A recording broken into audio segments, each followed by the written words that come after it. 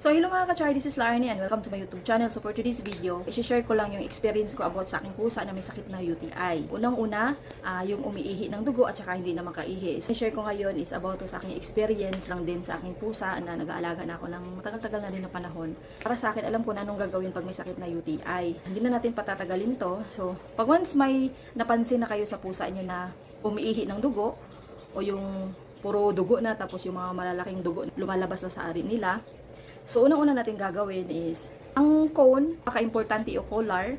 So, ang purpose nito is para hindi madilaan yung ari nila, para hindi na nila madilaan at hindi na ma-infeksyon. Ang pusa at saka aso, lalo na pag lalaki, sila yung prone sa sakit na UTI.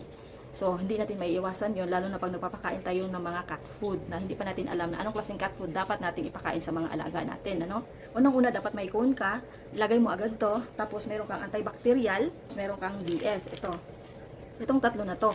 Napaka-importante itong tatlo na to. Kasi ito yung unang gagawin mo upang hindi na lumala yung sakit ng mga alaga natin. So, ito pala si DS.